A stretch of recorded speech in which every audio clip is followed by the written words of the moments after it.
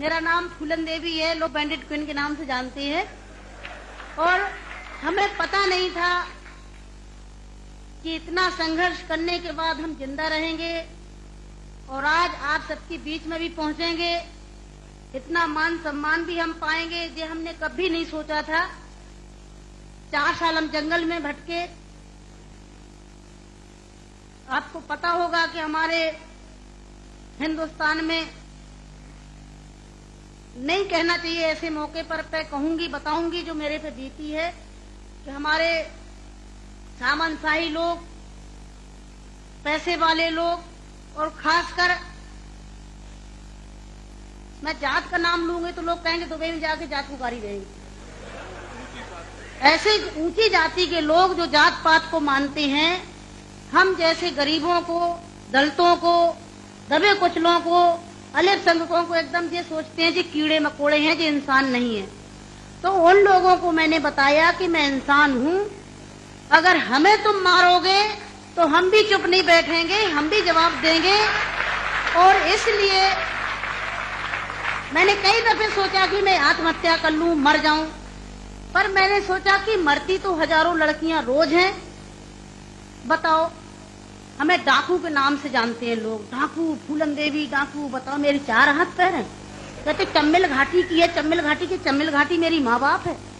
अरे मैं माँ बाप से पैदा हुई हूँ, मेरा कसूर यही है कि मैं झोपड़ी में पैदा हुई, गरीब परिवार में पैदा हुई, दबी कुचली समाज में पैदा हुई, तो हमें जीने का अधिकार है नहीं। मेरे भाई और बहनों, मैंने कोई बुरा काम नहीं किया। मैं तो वहां भी मंच पे बोलती हूँ, अब्बू भाई के साथ में तो कई सभाएं हुई हैं, बहुत बड़ी बड़ी सभाएं हुई हैं, कि मैंने कोई बुरा नहीं किया है। आपने सुना होगा, सुना था, आप तो वहीं के सब रहने वाले हैं, कुछ हमारे भाई हैं यहाँ के, है कि एक सीता के कारण इतने बड़े जो रावण का आज तक पुतला फूंकते हैं, उसका यही कसूर था कि खाली एक औरत को उठा ले गया तो आज तक पुतला फूंकते हैं। मैंने क्या बुरा किया? मेरे साथ भी ऐसे रावणों ने अत्याचार किया, मैंने उन रावणों को जवाब दिया। फूलन देवी वो डाकू है, डाकू है। अरे वो तो माननीय मुलायम सिंह जी की देन है, नहीं नाम लेना चाहिए, जो आज हम समाज के अंदर खड़े हैं। और नहीं तो इतनी बड़ी साजिश रची थी, हमने कोई बुरा काम नहीं किया। जिन्होंने हमें सताया, हमें समाज में रहने लायक नहीं रखा, तो गुस्सा में इंसान अच्छा काम नहीं करता, गुस्सा में गलत ही करता है।